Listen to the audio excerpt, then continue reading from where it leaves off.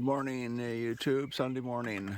Anyway, out here early, probably sometime 6:30, almost 7, and going to show you my garden. This is probably going to be it for the garden. Kind of learned my lesson as far as not having things too close to each other in rows, so I can get in here between here with a tiller and do some work. I'm going to try and just keep it black. I wanted to put some fabric on it, but I think it's just cheaper just to run a tiller through it and just keep it black. Got the tiller hooked up to the big machine here, and or the diesel, and for my big tiller, and then I have a little toe stabber tiller, and that's one of those little a mantis, but it's an echo. Same thing.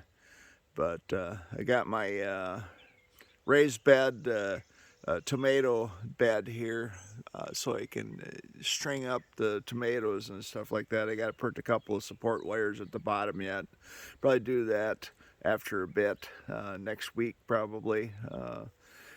And anyway, I've got the irrigation system in, and all that is drip tape from the Drip Depot.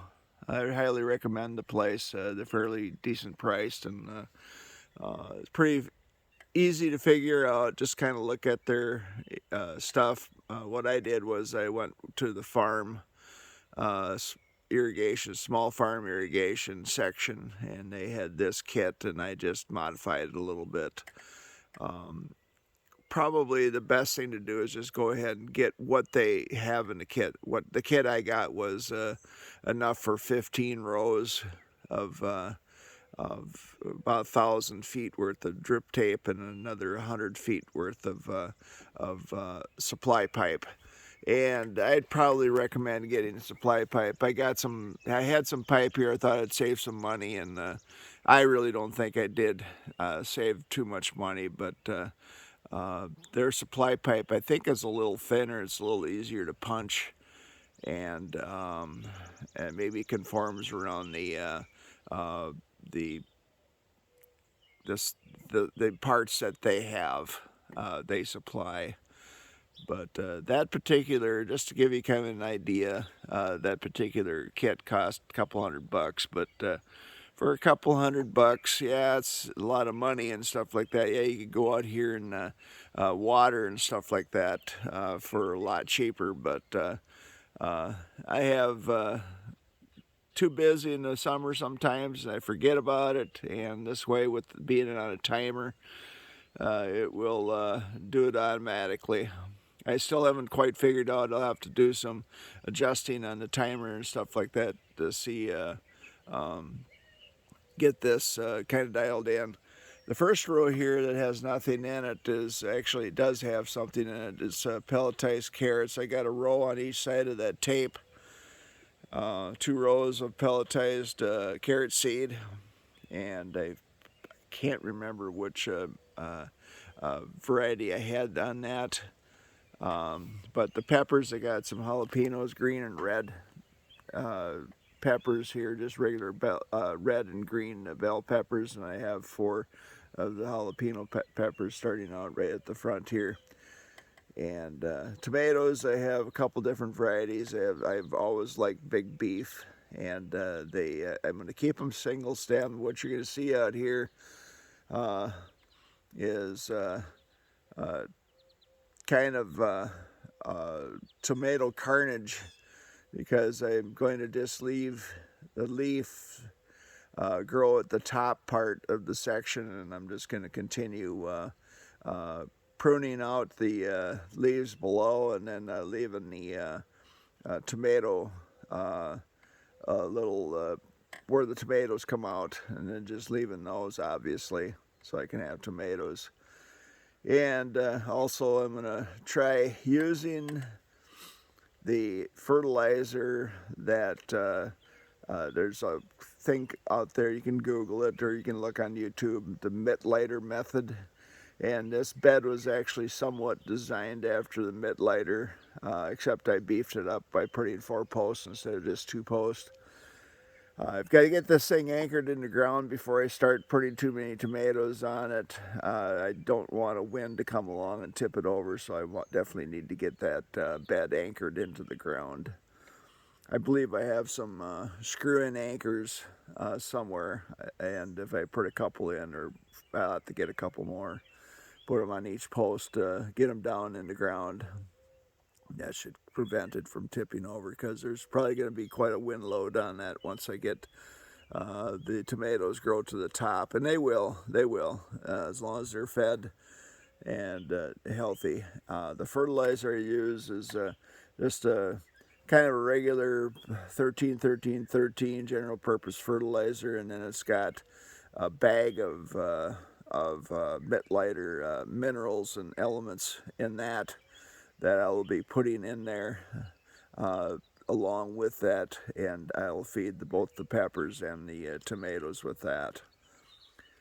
Anyway, there's an update on this particular garden, and down in that, it's hard to see that back there, but I'll zoom in.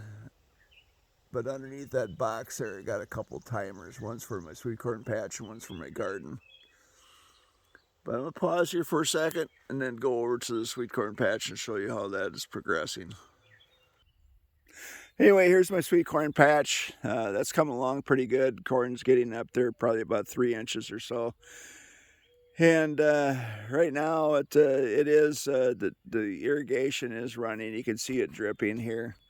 I'll see if I can zoom in, and then, yep, you can see some of the, how it's dripping in there nice and slow. And if you look, I have the pipe fairly close, or the drip tape pretty close to the row.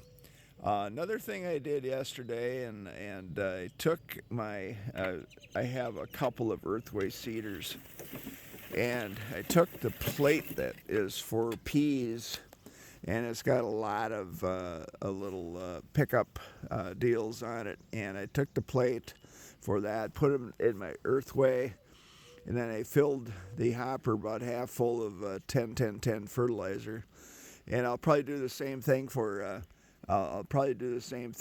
the nitrogen, because I'm going to come through and just put on Pier 28 or whatever, 04 nitrogen, and whatever I can get for lawn feed, not with the weed killer in it. So there we go.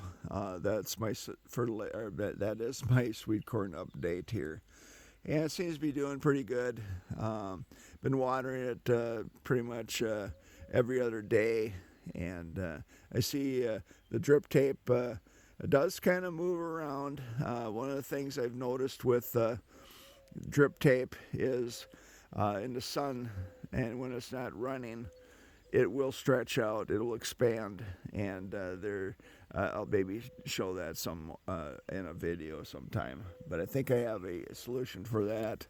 What I'm going to do is put up a fence post on the other end with probably a bungee cord hooked to the end of it, to just keep a little tension on it during the day when it's hot. And then I think that'll probably go away when the corn covers up the rows, and it starts to shade it in. So it's come along pretty good, I believe.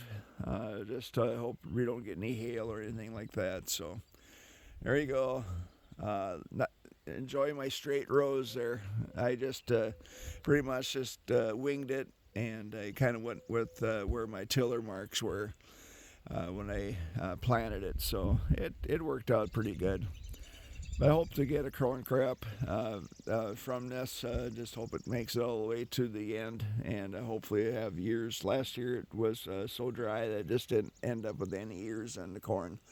Very bad. But and then the actual whatever was left over, I think the deer got in last year and destroyed it. Also have raccoon that will get in here and do damage too. So anyway, gotta get the electric fence up early and keep them out. So thanks for watching. Have a great day. Bye.